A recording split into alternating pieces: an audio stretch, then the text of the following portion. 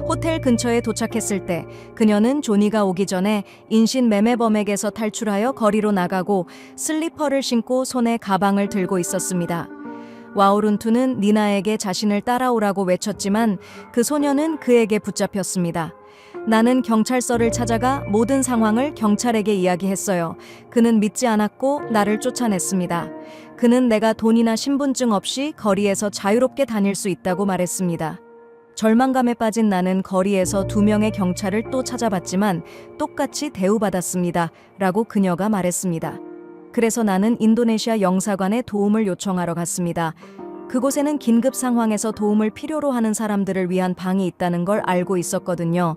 하지만 그들도 저를 도와주지 않았습니다. 놀라움과 분노에 빠져 그녀는 무엇을 해야 할지 몰랐습니다. 여름에 미국에 도착했지만 이제는 겨울이 되었고 매우 추웠습니다. 와우룬투는 스태튼 아일랜드 페리 선착장, 뉴욕 지하철, 타임스퀘어에서 노숙하며 지냈습니다. 나는 구걸해야 했습니다. 누군가 내 이야기를 들어줄 때마다 내 이야기를 하며 근처에 많은 여성들이 갇혀있고 도움이 필요하다는 것을 알렸습니다. 라고 와우룬투는 회상했습니다. 어느 날 윌리엄스버그의 그랜드 페리 공원에서 에디라는 남자를 만났습니다. 그는 나에게 음식을 가져다 주었습니다. 그는 오하이오에서 온 선원으로 휴가를 보내고 있었고 내 이야기를 듣고 내일 점심에 다시 오세요 라고 말했습니다. 약속대로 에디가 와서 ABI와 몇 군데에 전화를 했다고 말했습니다. FBI는 지역 경찰과 연락을 했고 2사람은 경찰서에 가서 신고를 했습니다. 에디는 나를 그곳으로 데려갔고 2명의 탐정이 내게 많은 질문을 했습니다. 나는 내가 일했던 유흥업소의 주소와 그곳에서 일할 때 받은 성냥갑을 적어둔 일기장을 보여주었습니다. 그들은 내가 말한 내용을 확인하기 위해 항공사와 세관에 전화를 했습니다. 라고 와우룬투는 말했습니다. 진술을 마친 후 그들은 그녀를 경찰차에 태우고 당신의 친구를 데리러 가는 중입니다. 라고 말하며 브루클린의 유흥업소로 데려갔습니다. 영화의 한 장면처럼 TV에서 영화를 보는 대신 그녀는 자동차 창문 밖을 바라보고 있었습니다. 유흥업소 밖에는 많은 경찰이 노숙자처럼 변장하고 있었습니다. 와우룬투는 한 경찰이 장바구니를 밀고 있는 척하는 것도 기억하고 있습니다. 또한 근처에 숨어있는 저격수와 함께 무장 경찰도 있었습니다. 지금 생각해보면 흥미롭지만 그때는 매우 긴장했어요. 경찰이 그날 밤 그 건물에 들어가 아무것도 찾지 못하면 그들은 내가 거짓말을 하고 있다고 생각하고 나를 감옥에 보낼 거라고 두려웠습니다. 라고 와우룬투가 말했습니다. 한 경찰이 손님인 척 유흥업소의 초인종을 눌렀습니다. 조니가 입구에 나타났습니다. 몇 분간 경찰과 이야기를 나눈 후 그는 철망이 달린 문을 열었습니다. 즉시 그는 다시 안으로 들어가라는 명령을 받았습니다. 순간적으로 모든 경찰이 뒤따라 들어갔습니다. 총소리는 들리지 않았습니다. 1시간이 지나고 그들은 그녀에게 차에서 나와 건물 쪽으로 가라고 말했습니다. 그들은 창문을 가린 종이를 치우고 와우룬투가 내부를 볼 수 있도록 구멍을 뚫었습니다. 그녀는 조니와 여러 소녀들, 그중에 니나도 있는 것을 보았습니다. 여성들이 건물에서 나오면서 수건만 두르고 있는 모습을 보았을 때 와우룬투는 극도의 기쁨을 느꼈습니다. 아이를 낳는 것은 기적이지만 친구들이 자유롭게 되는 순간과는 비교할 수 없습니다. 그들은 경찰차의 깜빡이는 불빛 아래에서 기쁘게 춤추고 소리쳤습니다. 조니는 그와 함께 붙잡힌 2명과 함께 유죄 판결을 받았습니다. 와우룬투는 다시 정상적인 생활로 돌아가기 위해 여전히 도움이 필요했습니다. FBI는 그녀를 인신매매 및 폭력 범죄 피해자를 돕는 안전지평선 Safe Horizon이라는 기관과 연결해 주었습니다. 그들은 와우룬투가 미국에 합법적으로 체류할 수 있도록 도와주었고 거주지와 일자리를 찾는 데 도움을 주었습니다. 나는 인도네시아로 돌아갈 수 있었지만 FBI는 내가 인신매매범에 대해 증언해 주기를 원했고 나는 그들이 감옥에 가기를 원했습니다. 이 사건을 끝내는데 몇 년이 걸렸습니다. 라고 와우룬투는 회상했습니다. 인도네시아에서 인신매매범들은 그녀의 어머니 집까지 찾아갔습니다. 그녀의 어머니와 여동생은 도망쳐야 했습니다. 그들은 그녀를 오랫동안 찾았습니다. 그녀의 안전을 보장하기 위해 미국 정부와 안전지평선은 2004년에 2 모녀가 미국에서 재회할 수 있도록 도와주었습니다. 정부의 도움 덕분에 나는 2010년에 영주권을 받았습니다. 그때 그들은 내게 안전을 보장하기 위해 이름을 바꿀 수 있다고 했습니다. 하지만 나는 샨드라 와오룬투라는 이름을 유지하기로 결정했습니다. 아무리 힘들어도 그것은 내 이름이니까요. 인신매매범들이 내게서 많은 것을 빼앗았는데 왜 내가 마지막까지 내 이름까지 그들에게 줄 필요가 있겠습니까?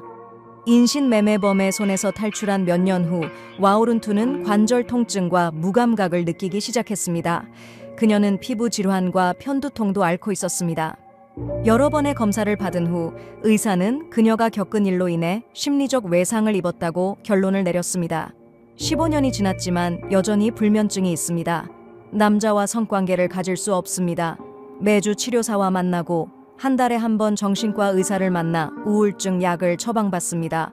나는 여전히 과거에 대한 강박관념이 있습니다. 술 냄새는 나를 구토하게 만듭니다. 인신매매범들이 사용하던 전화벨 소리를 들으면 다리가 무릎이 풀립니다. 군중 속의 몇몇 얼굴들은 인신매매범을 떠올리게 합니다. 라고 와오룬투는 말했습니다. 그런 순간마다 그녀는 진정하기 위해 손가락으로 손가락에 있는 반지를 만지작거립니다.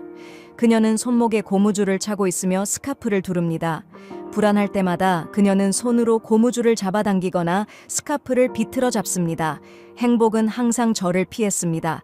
하지만 저는 과거의 트라우마에 대처할 방법을 찾았습니다. 저는 합창단에서 노래하는 것을 좋아합니다. 자녀를 키우는 것도 제 상처를 치유하는 방법 중 하나입니다. 제 딸은 이제 청소년이 되었고 9살 아들도 있습니다. 라고 와오룬투가 말했습니다. 저는 다른 인신매매 피해자들을 돕기 위해 할 수 있는 모든 일을 하기로 결심했습니다. 저는 생존자들이 공동체에 재통합하고 일자리를 구할 수 있도록 돕기 위해 멘탈이라는 단체를 설립했습니다. 그들은 여전히 미국을 약속의 땅으로 생각하는 사람들에게 이곳에 올 때의 위험에 대해 인식을 높이기 위해 노력하고 있습니다. 매년 17,000명에서 19,000명이 미국으로 팔려갑니다.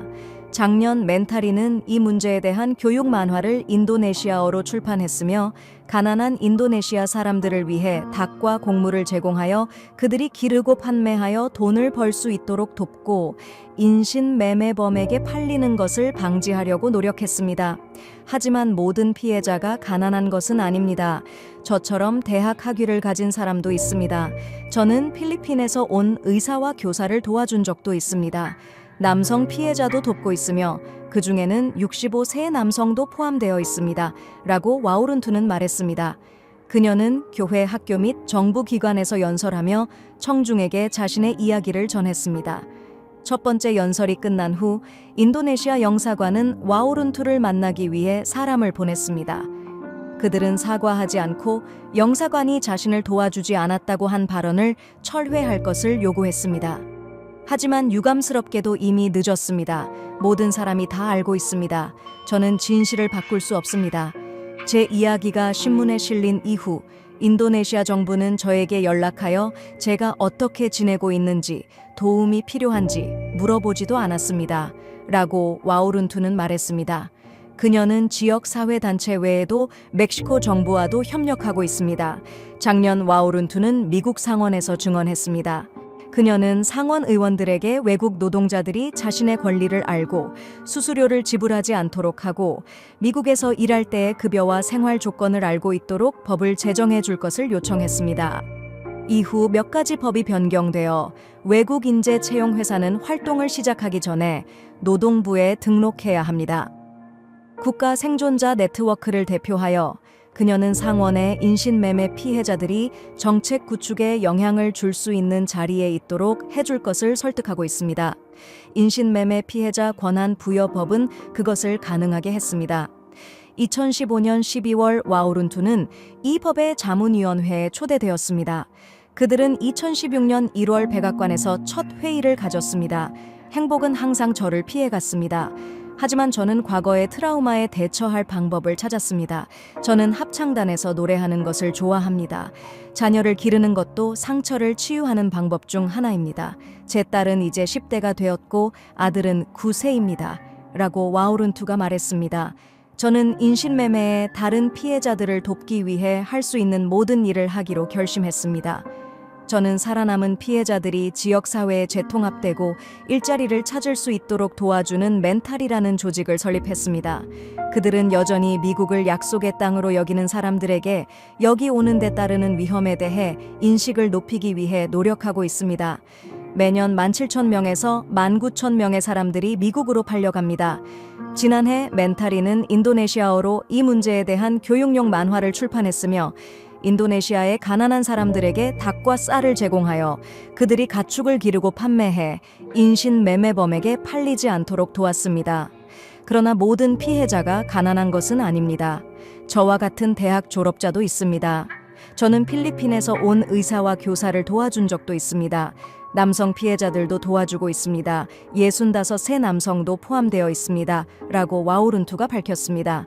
그녀는 교회, 학교 및 정부 기관에서 강연을 하며 자신의 이야기를 청중에게 전합니다.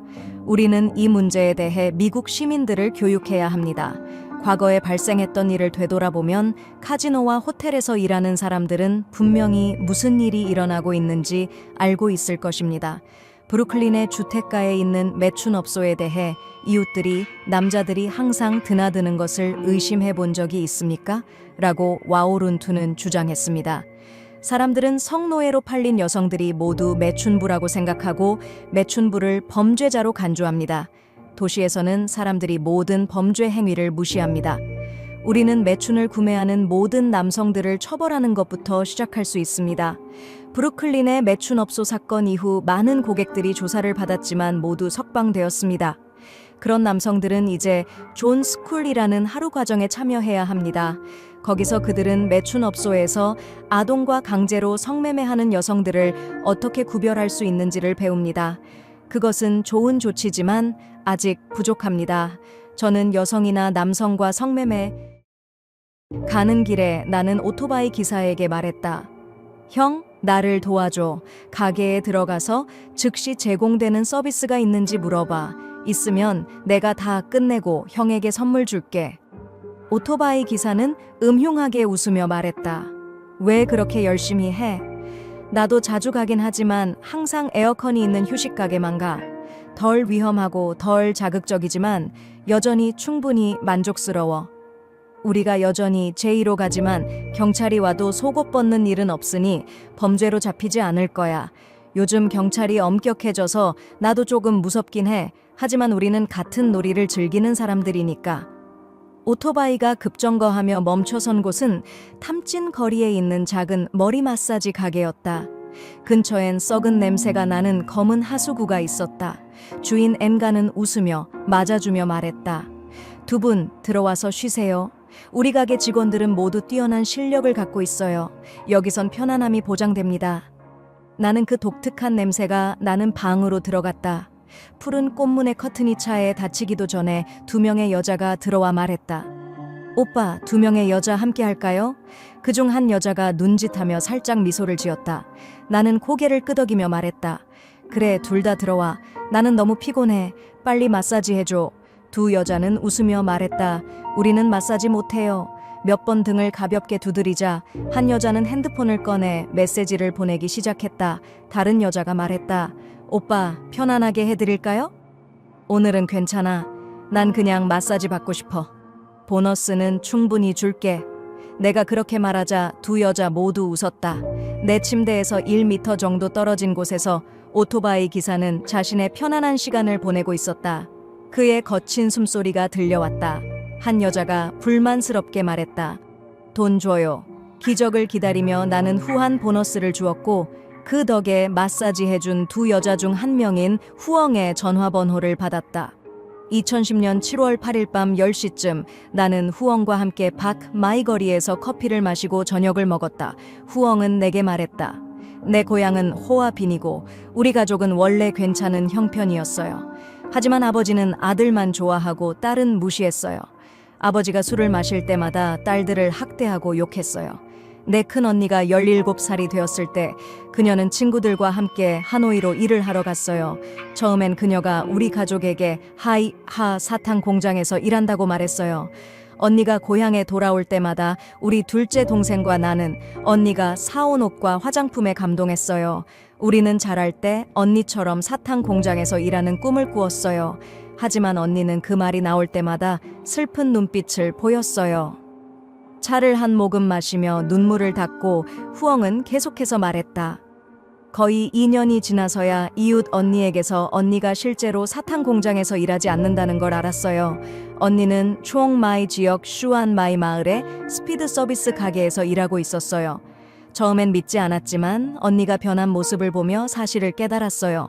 처음엔 언니가 하는 일을 수치스럽게 생각했지만 매일 술에 취한 아버지의 부당한 대우를 견디며 나는 언니에게 메시지를 보냈어요. 나를 데려가줘. 매춘부라도 상관없어. 나는 이곳에서 벗어나고 싶어. 슈안마이에서 언니의 도움으로 나는 첫 경험을 한 남성에게 800만 동을 받고 팔았어요. 그 남자는 나의 아버지보다 나이가 많았어요. 그날 나는 너무 아파서 울지도 못했어요. 그 후 나는 매일 15명의 손님을 받는 전문 매춘부가 되었고 그 돈은 모두 옷과 화장품 그리고 밤새 카드 게임에 사라졌어요. 손님 중 한 명이 나를 탐트린으로 소개해줘서 1년 동안 그곳에서 일하고 있어요. 이제 나는 20살이 되었어요. 많은 사람들이 나에게 다른 직업을 가져야지 라고 물어요. 하지만 나는 무엇을 할 수 있겠어요? 내 가족과의 문은 거의 닫혀 있고 내 미래는 더 끔찍해요. 한 언니는 나에게 이렇게 말했어요. 이 직업에 들어오면 절대 빠져나갈 수 없어. 네 자신을 얽매는 거야. 후엉은 한숨을 참으며 말했다. 맞아요, 형. 매춘부라는 직업은 수치스럽지만 차라리 집으로 돌아가서 농사를 짓거나 남편에게 맞으며 사는 것보다 나아요. 나는 이 일을 계속할 거예요. 행운이 찾아오길 바라며. 가능성은 있어요. 타이잉구엔에 있는 HA처럼 기술자가 될 수 있을지도 몰라요. 언니들이 서로 가르쳐 주거든요. 나는 2번의 세션을 하며 휴식을 취하기로 결심하고 북장 출신의 직원 탄과 이야기를 나눴다. 약간의 친밀함을 느낀 후 나는 그녀에게 방금 주인이 말한 고급 기술에 대해 물어봤다. 탄은 웃으며 말했다. 무슨 기술이요? 언니들이 서로 가르쳐 주는 거예요. 누가 비법을 알면 다른 사람에게 알려줘요. 처음에는 너무 부끄러웠지만 이제는 익숙해졌어요. 한 번은 변태이면서도 거친 손님을 만났는데 그때는 정말 너무 힘들어서 쓰러질 뻔했어요.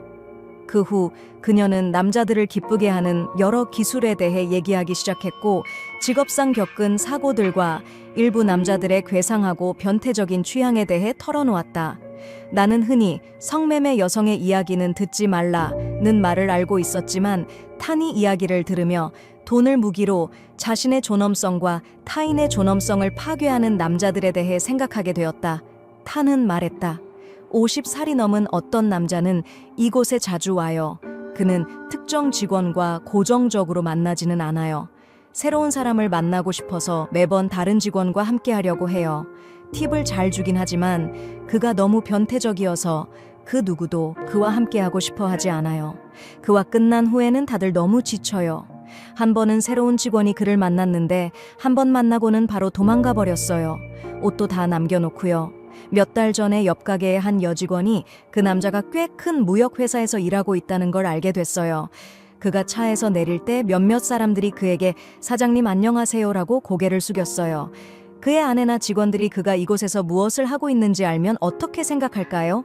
탄이 이야기는 이런 마사지와 휴식 공간에서 즐거움을 느꼈던 많은 남자들에게 걱정거리가 될 만한 정보를 내비쳤다. 탄은 말했다. 우리는 성인 영화를 자주 봐요. 때로는 손님의 흥분된 모습을 핸드폰으로 찍거나 휴식 후 자고 있는 모습을 찍기도 해요. H차 종 지역의 한 오토바이 기사는 말했다. 지금 하노이에서는 커피를 마시거나 마사지 없이 바로 즐길 수 있는 곳이 하나 남았어요. 원하시면 데려다 드릴게요. 염려하지 마세요. 엑수안 마이까지 가지 않아도 돼요. 가까운 곳에 있어요.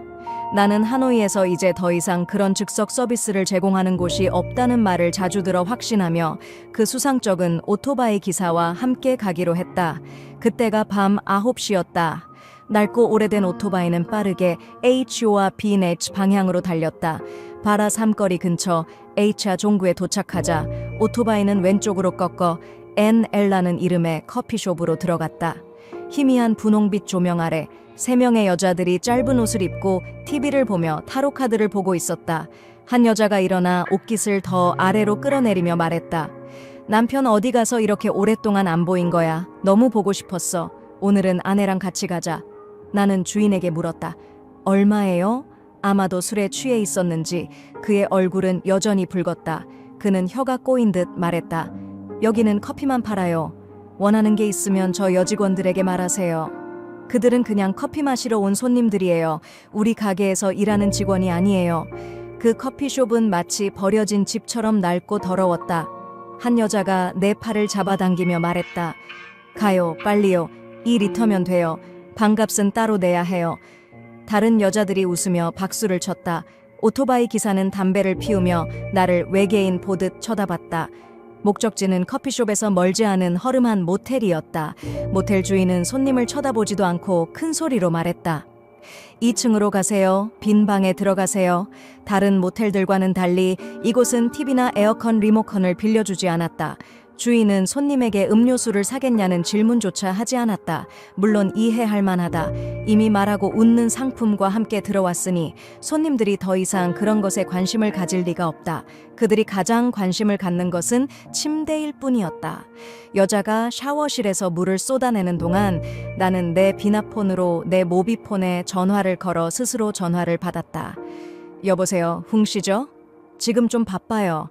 뭐라고요? 사고요? 어디서요? 알겠어요. 곧 갈게요.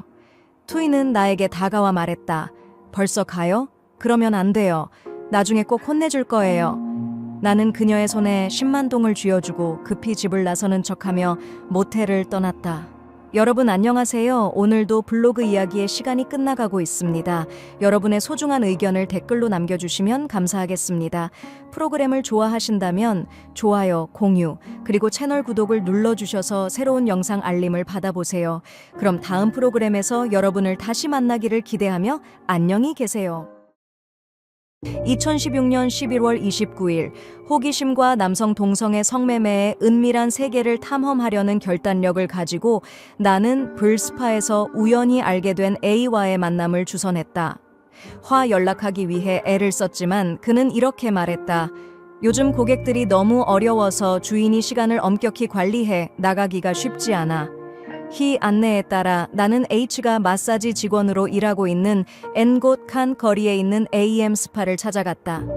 AM 스파는 작은 골목 안에 위치해 있어 찾기가 조금 어려웠다. 외관은 꽤 간단하게 장식되어 있고 단골 손님이 아니면 지나가는 사람들도 거의 관심을 두지 않을 것이다. 접수처 문을 열고 들어가자 하얀 피부의 뚱뚱한 남자가 남부 사투리로 나를 반갑게 맞이하며 말했다. 어떤 여자를 원하시나요? 아니면 모든 직원의 얼굴을 보여드릴까요? 나는 머뭇거리다가 A의 이름을 말했다. 잠시 후 H라는 남자가 나와 방 3으로 안내해 주었다. 이 스패는 4개의 마사지 방이 있으며 각 방은 약 10제곱미터 정도의 크기이다. 마사지 방은 아주 간단하게 장식되어 있고 1m 정도의 폭이 있는 싱글 침대에 다크블루 체크 패턴의 시트가 깔려 있으며 갈색 수납장이 옆에 있고 벽걸이 선풍기와 핑크색 밤 전구, 손님이 샤워할 때 쓸 오렌지색 수건 몇 개만이 방에 남아 있었다.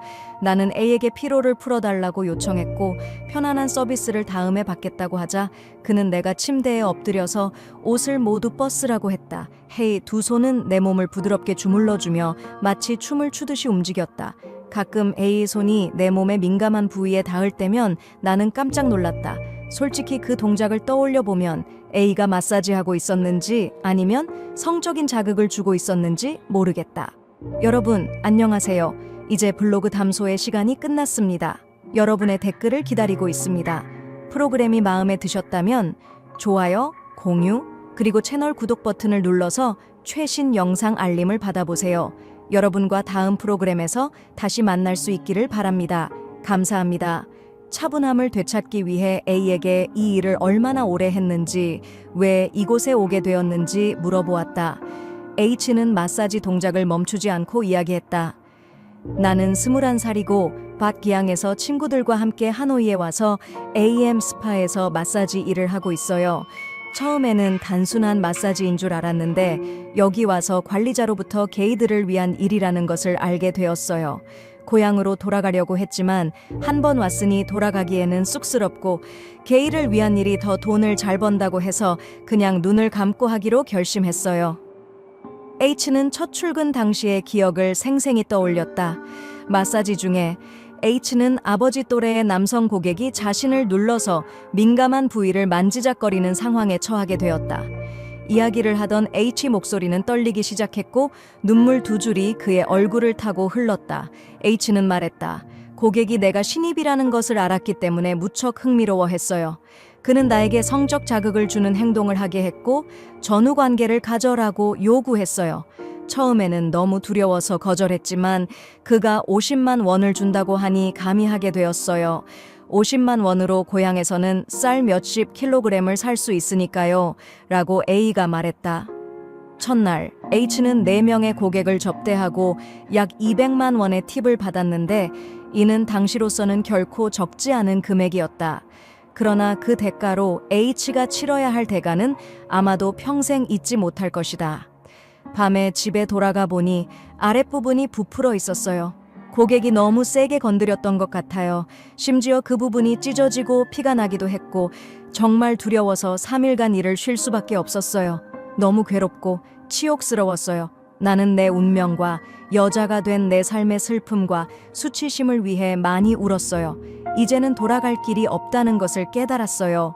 라고 H는 속내를 털어놓았다. 매춘의 비극적 운명 이스페는 H 외에도 H처럼 다른 직원들이 12명 있습니다. 각자의 사정이 다르지만 이 직업에 발을 들인 이상 벗어나기는 매우 어렵다고 합니다. H는 이렇게 이야기합니다. B라는 친구가 있습니다. 25세로 남부 출신인데 친구들에 이끌려 서울로 와서 마사지 여자 일을 하고 있습니다. 듣기로는 벌써 4년이 지났지만 B는 한 번도 고향에 돌아가 본 적이 없습니다. 그는 언제 돈을 많이 벌어서 돌아갈 수 있을지 고민하고 있습니다. 하지만 돈을 벌기가 점점 더 어려워지고 어떤 날에는 200에서 300만 원을 벌기도 하지만 어떤 날은 돈을 한 푼도 벌지 못할 때도 있습니다. 심지어 어떤 손님은 돈 안 줄 거야 라고 하면서 팁을 주지 않기도 하죠. 그래서 그 친구는 실망하며 마약에 빠졌습니다. 지금은 마치 좀비처럼 보입니다. H는 안타까워합니다. B처럼 오랫동안 여자 일을 해온 K도 있습니다. 30세 호아빈 출신. K는 직업이 없던 때 친구의 권유로 5년 전부터 이 길로 들어섰습니다. 외모가 매력적이어서 많은 손님들의 요청을 받습니다. 쉽게 벌 수 있는 돈에 과소비하다 보니 K는 나이가 들어서 고향으로 돌아가려고 해도 남는 돈이 없습니다. AM 스파에서의 근무 시간은 전고 12시부터 밤 11시까지로 직원들은 월급이 없고 주로 고객의 팁으로 수입을 얻습니다. 돈을 벌고 싶다면 고객을 만족시켜야 하며 심지어 고객과 성관계를 해야 하는 경우도 있습니다. 스파 입장료는 18만 원이고 직원은 고객에게 30분 이상 마사지해야 하며 나머지 30분은 고객을 자극하는 시간이 됩니다. H는 손님과의 특별한 관계를 원할 경우 수건을 덮지 않고 성관계를 하기도 한다고 합니다. 위험이 도사리고 있다. H는 과거 AM 스파가 동성애자들에게 천국으로 여겨졌다고 말합니다. 그러나 최근 몇 년 동안 서울에는 동성애 남성을 위한 스파가 여러 곳 생겨났습니다. 이들 새로운 시설들은 AM 스파보다 더 나은 환경과 서비스, 아름다운 직원들을 보유하고 있어 많은 고객들이 새로운 천국을 찾게 됩니다. 이로 인해 AM 스파는 고객을 잃고 있으며 직원들은 더욱 고객의 요구를 충족시키기 위해 노력해야 합니다. 그들은 고객의 변태적인 선욕을 충족시키기 위해 위험한 행동도 감수해야 합니다. 이것이 성병이 확산되는 주요 원인 중 하나입니다. 최근 M은 AIB 양성 판정을 받고 일을 그만두었습니다. 이전에도 C가 이곳에서 성병을 치료하기 위해 비밀리에 퇴사했습니다. 직원들은 이제 매우 불안해하고 있으며 만약 퇴사한다면 무엇을 해야 할지 모릅니다. H는 조용히 눈물을 닦으며 여기 있는 모두가 조금이라도 돈을 모아 직업을 배워야 한다고 다짐하고 있습니다. 그래야 나중에 정상적인 삶을 살 수 있죠. 라고 말했습니다. 액화 그의 친구들이 스스로의 미래를 찾을 수 있기를 바랍니다. 시급히 시행해야 할 해결책들, 동성애자와 동성매춘 문제는 지금에야 사회와 당국의 관심을 받는 것이 아닙니다. 하지만 동성애의 특성으로 인해 해소하기가 매우 어렵습니다. 보건부는 동성매춘을 고위험군으로 분류하고 있으며 해소를 위한 조치를 시행하는 것은 정책적으로 중요한 진전을 의미합니다. 사회는 그들을 차별하거나 금지해서는 안 됩니다. 그들은 외적인 모습과 다른 성 정체성을 지니고 있으며 정체성을 숨기고 살아가는 것만으로도 큰 불행입니다. 그들을 더 한층 불행하게 만들어서는 안 됩니다. 현재 가장 중요한 것은 비과학적인 차별을 조속히 제거하여 동성애자들이 자신의 정체성을 공개적으로 받아들일 수 있도록 하는 것입니다. 그렇게 해야만 동성매춘의 수요를 줄이고 사회에서 동성매춘을 근절할 수 있습니다. 동성애자들이 연인을 찾는 기회를 가지지 못한다면 매춘의 수요가 생기게 됩니다. 그리고 수요가 발생하면 불법 시장이 해결책을 제공하게 될 것입니다. 이는 행정적 조치로는 대처하기 어려운 문제입니다. 동성애자들에게 공정함과 존중을 돌려주는 것이 동성 매춘 문제를 해결하는 가장 효과적인 방법입니다.